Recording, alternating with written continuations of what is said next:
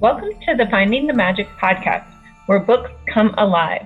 I'm Tricia Copeland, a fiction author and host of this show.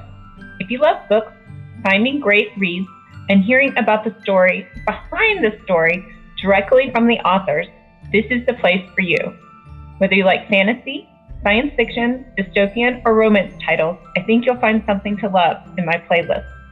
Listen in to discover something magical about a book or two today. Hi, Zachary. Hi, how are you? I'm good. How are you? I'm good. A little tired after the holiday, but you know, I think, that's nothing new. yeah, I think we're all feeling that little holiday over, maybe.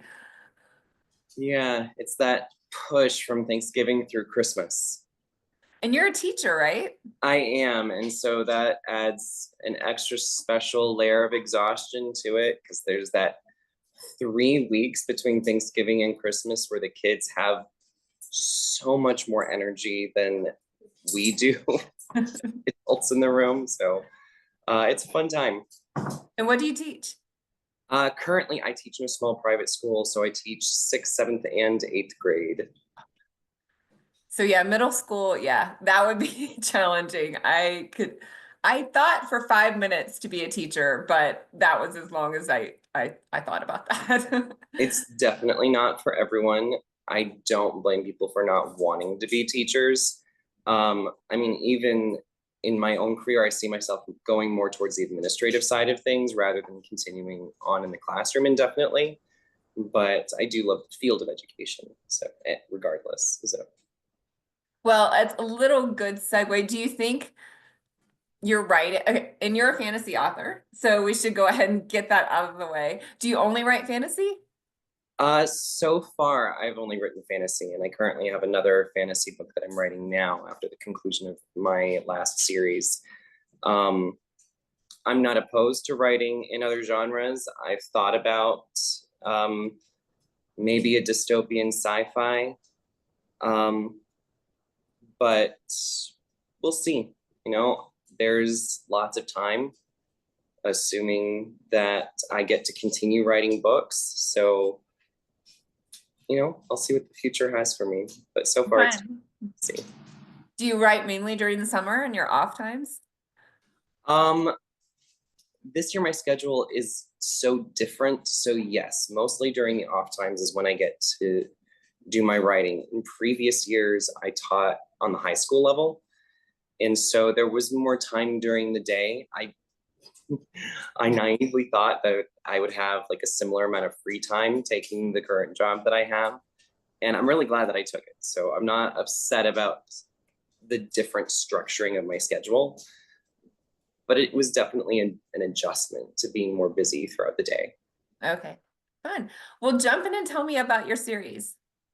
Yeah, so Eternal Chronicles just concluded this year, and it was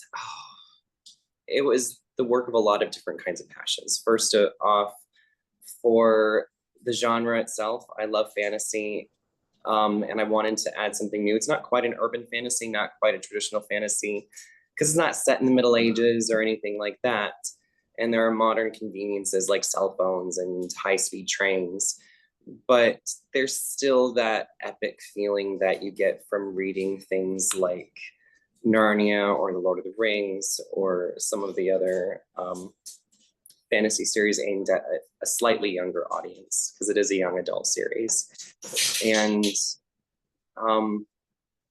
it's set in this kind of flat two-sided world, so it's like a coin with populations on both sides of it. There's a very strong religious aspect to it.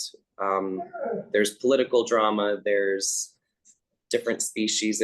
It was a lot of fun to write, but at the core, it's about family and grief and learning how to cope with life in a way that's accessible, I think, to more people.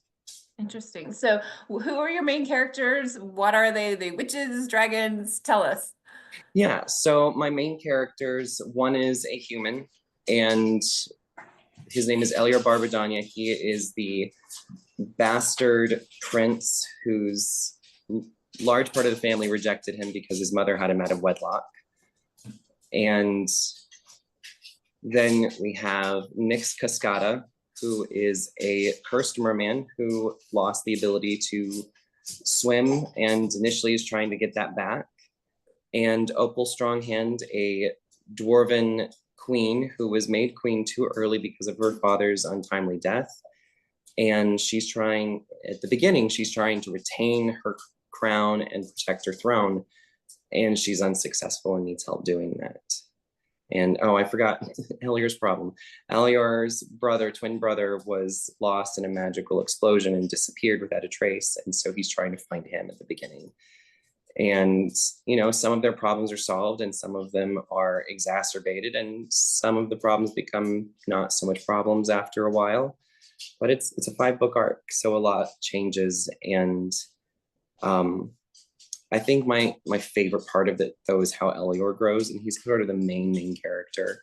I had feedback from one reader after the release of the first book that Elior was sort of a whiny crybaby character, and they didn't really like him all that much. And I'm like, you know, that's fair.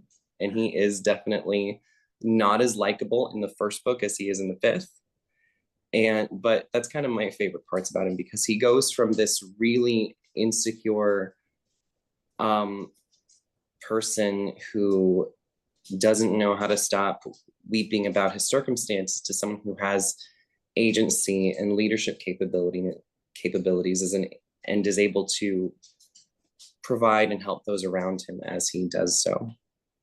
Yeah, that's interesting you say that people didn't, but that is the character journey, right? I mean, if you don't start from a place of maybe being a little broken or not knowing who you are, you can't get to the place, you can't take a character to the place of maybe having those leadership qualities or developing that, or, you know, getting that thick skin or hero quality about them, right? As they change. Yeah. Yeah, I had a character like that too, and nobody liked her. And I didn't really like her. And I wrote her that way on purpose, though. Like, you weren't supposed to really like her because of who she is, though she has some good qualities and negative qualities, and she's going to grow over the series, right? But I definitely had that feedback along that. Yeah, you have to give yourself that room as a writer, because if they start out marginally likable, you end up just writing the same character after a while instead of having them have any growth. And I even ran into some of that problem because I don't feel like he had a ton of growth between the 4th and the 5th books, but his growth was less the point of the 5th book. The 5th book was more about answering questions and wrapping things up and getting to that crescendo. So the character growth wasn't as necessary, but especially through those first 4 books, there needed to be a lot of change and establishment of just what that journey was, that refining of character into who he needed to be for the end of the story. Well, I was going to say, yeah, I mean, the characters probably have to come into themselves in order to actuate or get the finale to the series, right? Yeah, absolutely. And, you know, I planned it as sort of, I love the theme of redemption. I think it's so powerful for people to know that there's possibility and chance for them to grow and to become better people. And so Elior's journey takes away not just like the emotional problems, but also restores him to where he was always supposed to be in terms of his family and his royal station. And that was really powerful for me too, especially because I write from a Christian perspective. And so I have this belief that we all are inherently heirs of the heavenly kingdom. And so to restore someone to that royal station was really a powerful spiritual thing for me. And is there a main antagonist in the story? Is there something all these characters are coming together to fight? Yes. So the main villain, his name is Tariq, and he is a dragon who was transformed into a djinn against his will by the deity in the stories. And he is doing everything he can to tear the deity and all those who are loyal to him down, and to recreate the world in his own image. Yeah, that sounds formidable. He is a force to be reckoned with. But he was also really fun to write, because in the first couple books, he's very conniving and very straightforward with his planning and a lot more clever. And I think as time went on, he became a lot less predictable and kind of descended into a type of madness. So he got really fun to write, even though I think he thought he was a lot smarter than he was, because he became less and less effective as the main characters got stronger and understood things better, and he just got more desperate to win. That makes sense. And is this written from a third person perspective, so we kind of get a privy to all the different characters, like hopes, dreams, knowledge base? Yeah, absolutely. I've dabbled in writing from a first person perspective. I'm doing it for the current book that I'm writing because it just made sense for that character in that book. But all of Eternal Chronicles are written from a third person perspective, and I jump between points of view occasionally, so that we're seeing more of the inner thoughts of Nyx one chapter, or Elior for one chapter, or even the perspective of some of the villains in the story we get to see as well. So you get a little bit of those backstories. That's fun. Mm-hmm. Yeah, I mainly write first person, so I just finished a series as well. So I'm thinking now, well, do I tell the villain's backstory somehow, like, so you Right. know why this person turned out to be this way? But yeah, and that's always like the question, right? Like, how much of that do you want to reveal? Like, how understanding do you want people to be of that villain? And I think that it can be done really well, and it can be done in a way that's just confusing. Like, for example, I think of like the movie, the Maleficent movies that Disney did. I thought those were done really well, and it offered kind of a different perspective. I didn't consider it the same story as the original 1950s cartoon, but I think it was done in a way that was really entertaining, and you got to see like, what if it had happened this way? Whereas now I still enjoyed this movie, but like Cruella, the one that I think they released it directly to Disney Plus. I'm not 100% sure on that, but you didn't get a real sense of why she hated Dalmatians or why she would want to make them into a coat by the end of the movie. And you were kind of made to be on her side. And like, why are we on the side of a woman who's later trying to murder puppies to turn them into a coat? Like, that was a little confusing for me. interesting. Yeah. Maybe it I didn't exists see in a that parallel universe. So I think that there are ways where you can take the elements of that story and make it like a really interesting thing. Or you can do it so that it doesn't fit with the character. And I think it has to fit with the character.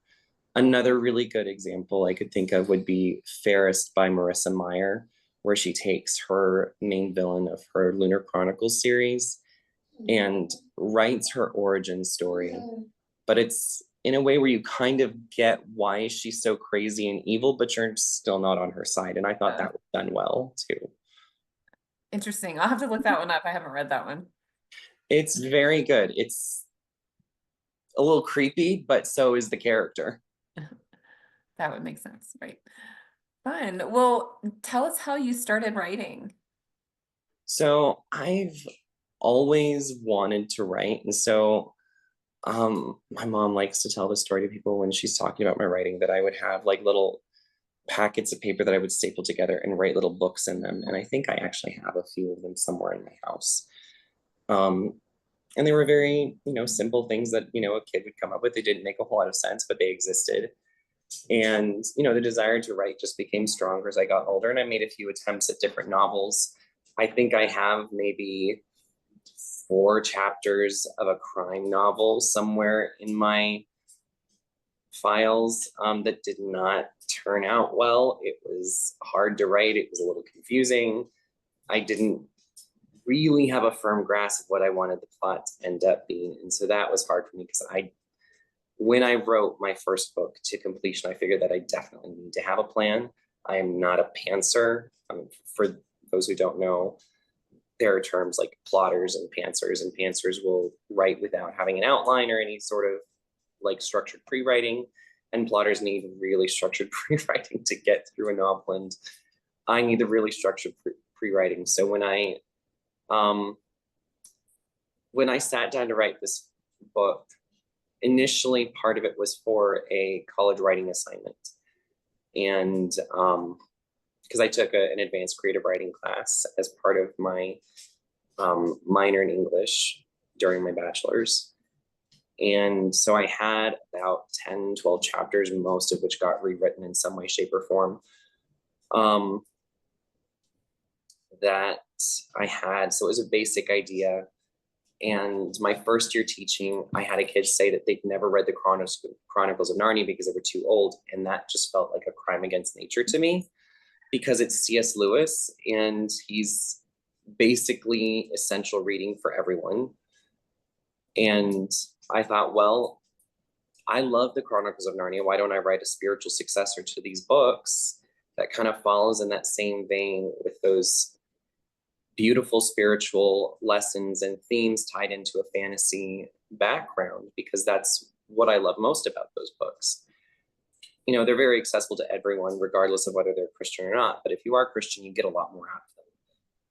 So I sat down and I plotted out sort of the story of Christ and his disciples from the disciples' perspective, and added my own story as sort of a layer over that, and that became Eternity's Well. Oh, interesting. Wow, that's such a great start to a story. I can't even like wrap my brain around it right now, but yeah, it was an experience writing it, because of course the major plot points were already kind of there, but you have to add things that make it fit in the world. It can't be such a biblical story that it just feels like you're reading the Bible, but like in a different font, essentially.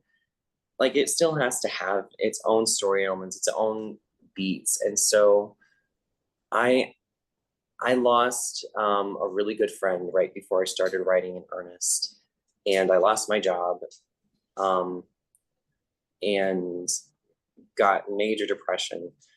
And so it became this extra layer that got added in with those themes of grief and coping and working through those emotions that added the extra plot points that were needed. That's why all three of the main characters have a major loss in the first few chapters of the book. And that ties them together and gives them a reason to come as a unit to work towards something. And they become a chosen family because they lose the other people around them and they need something to hold on to. And throughout the book, they have conversations about, you know, their losses and what they need, and they're all dealing with their grief in different ways. Like I said, Elior becomes a very whiny person. Opal becomes kind of the mom of the group, as so many female characters often do, because she's grown up to rule a kingdom, and so she's very responsible and she's forced into that role, and so she takes to that very well. And Nix deals with it with a lot of humor, and he eats his feelings a little bit. So they're all coming at this from different places, but they're all trying to get to the same place where they're fixing their problems, but the answer isn't what they think it is at the end, but it ends up being better than what they want, and it turns out to be what they need, and it's a catalyst for the rest of the series. that sounds really neat. Yeah, it sounds like having something to write and focus on would help you deal with your grief too. It definitely helped a lot. It was very cathartic, and it helped to kind of put into perspective that what I was going through was painful, but it wasn't an end. It was part of the story, but it wasn't going to end my world. And I did get another teaching job that same summer, and I healed from losing that friend. And actually, I mean, if I hadn't lost that friend, there wouldn't be a series. So in a way, you know, I wish them well. It was a hard thing to go through, but I'm also really grateful that I did have that loss, because without it, the Eternity's Well either wouldn't have been written or wouldn't be what it is. And I love what came out of it. Well, congratulations on finishing the series. I know finishing a series can be daunting and Yes. a lot of work. So what's next for you? So currently I am writing an Aladdin retelling, but it has a little bit of a twist. So I'm writing from the princess's perspective, but the princess is the one that finds the genie and makes a wish to become a princess completely on accident, and displaces Aladdin from his life in the palace. And she has to keep it a secret. Otherwise, the magic is broken and she loses everything that she has gained. And it's called Aisha's Secret. And that'll be coming out next fall. Fun. Well, congratulations. So excited to have you here. Tell us where we can find you and your books. Yeah, so it needs to be updated. So I need to get the person that does my website back on it, because it's been a little while, but my website is zacharyhagenwrites.com, and there are links to most of my books on there. Not all of them, like I said, it needs to be updated. And Zachary Hagen _writes on Instagram and TikTok. Zachary Hagen Writes as a page on Facebook. And my advertising person runs the Eternal Chronicles pages on TikTok and Instagram as well. Great. And I'm assuming, are they ebooks on Amazon and all the major channels? Ebooks on Amazon as well as physical copies. And I think the first two can also be ordered at other major bookstores as well. Great. The rest of them are Amazon exclusives for now. Well, thank you so much, Zachary, for being here. ZacharyHagenWrites.com. And hopefully in the fall, when your new book releases, we can have you back. Yeah, that would be great. Thanks. Have a good day. Thanks, you too. Bye. I hope you enjoyed this episode of the Finding the Magic podcast. I'm your host, author and podcaster Tricia Copeland, and I love getting behind the scenes. If you like the podcast, make sure to subscribe and stop in each week to discover new authors and books. Thanks for listening, and until next time, keep finding the magic.